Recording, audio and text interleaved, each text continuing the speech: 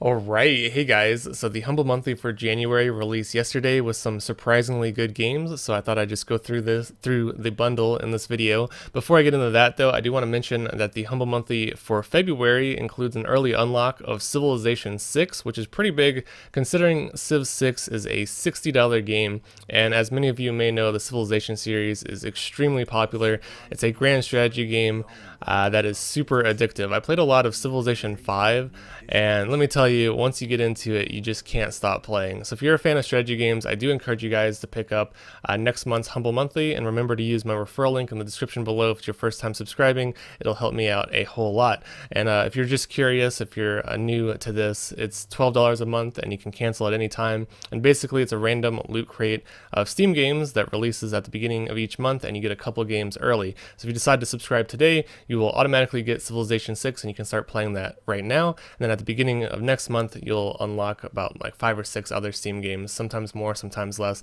It really depends, but you can scroll down and you can see the previous month's monthlies. So in total, there were 8 Steam games added to the January monthly, including Tomb Raider, Sleeping Dogs Definitive Edition, Quantum Break, The Long Dark, Dawn of War 3, Hiveswap Act 1, Mr. Shifty, and Cursed Castilla. I am very surprised at this monthly. I was not expecting anything good from it, especially considering the early unlocks were Quantum Break, The Long Dark, and Dawn of War 3, which all 3 are big name games that are pretty expensive on Steam. But they did decide to add some great like AAA games from like 2013, including Tomb Raider. And if you guys have not played Tomb Raider, I highly encourage you guys to check it out. Especially if you played like the Uncharted series. I absolutely loved the 2013 version of Tomb Raider. It has overwhelmingly positive reviews and it's definitely deserved considering how good the game is. The graphics are great. It's just non-stop action and survival elements. Basically, you're stranded on an island after a shipwreck and you find all sorts of crazy stuff going on, and it's just a very entertaining game. So the next game is Sleeping Dogs Definitive Edition, which is another game that I'm surprised that they added. If you haven't heard of Sleeping Dogs, it's a open world game very similar to Watch Dogs, Grand Theft Auto, Saints Row, etc. But this one takes place in Hong Kong, and it really takes use of melee combat. It really has a nice fluid combat system, which I thought was super enjoyable. I played through the entire game. I highly recommend it. Super fun. You can drive around cars. There's a pretty good storyline, and it's just action-packed. So if you're looking for another like Grand Theft Auto type experience, I encourage you guys to take a look at Sleeping Dogs. It's definitely worthwhile. So the next 3 games I'll just touch on briefly because they were the early unlock. So Quantum Break, a very story-driven action-adventure game. I was very surprised by this. I played through the first hour or so, and it definitely reminded me of watching a movie instead of playing a game. The characters are very well done, very good voice actors, and the story is very interesting. It's sort of about time travel, sort of sci-fi elements. There's a lot of action, and it's a pretty good game overall. The next game, The Long Dark, this is like a open world survival game that takes place in the Arctic. I've heard really good things about The Long Dark. I haven't played it yet, so I really can't say too much about it, but it looks great and I'm sure it's a really good experience.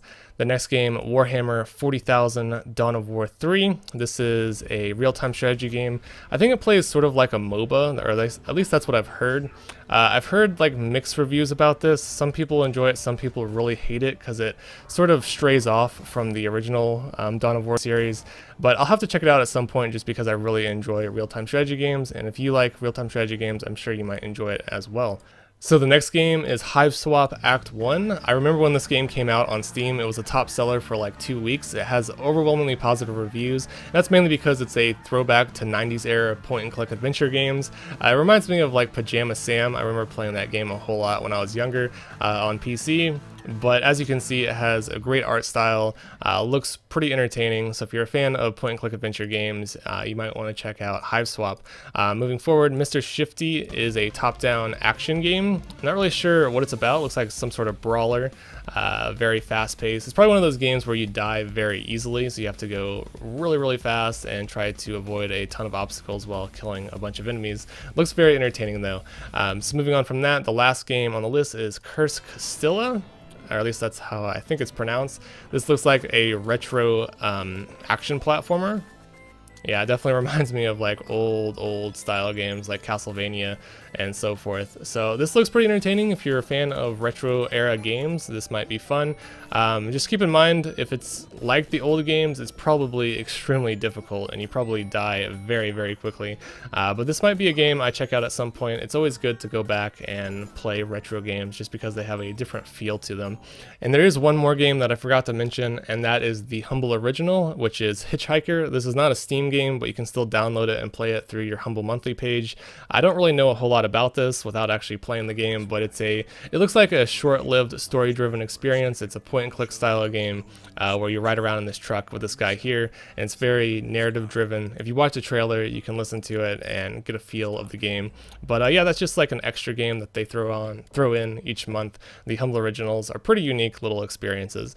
So yeah, that's pretty much it for this month. I do also want to quickly mention that the Humble Staff Picks bundle is still going on. So if you haven't seen my previous video, this is a great bundle. It includes things like Tempest, Lee Eat, Punch Club for $1, and for less than $6, you can get BioShock Infinite, Beholder, and Origami. And the third tier includes Shingen IO. If you do decide to use my referral link in the description below, you can scroll down and you can actually choose where your money goes. So if you decide to pick up the $1 tier, you can actually send me the full dollar if you're feeling generous. Otherwise, you can split it between the developers, Humble Bundle, or you can give it to charity. But I do really appreciate anyone who decides to help support this channel by sending me some money through the referral link. So that's pretty much it for this video. I'm really eager to know what you guys think about the Humble Monthly for January. Did you enjoy it? Did you think it was worthwhile? And what did you think about the games? I'm really eager to be playing Quantum Break, The Long Dark, and I might go back and play Sleeping Dogs. But all the games I think are worth just trying out at the very least. So for me, it was definitely worth my money. But let me know what you guys thought, if it was worthwhile or not. And let me know if you guys are planning on subscribing to next month's monthly and what you think of Civilization 6. I played Civ 5, haven't played Civ 6, so I'm kind of eager to try it out. But yeah, that's it. Thanks for watching and have a nice day.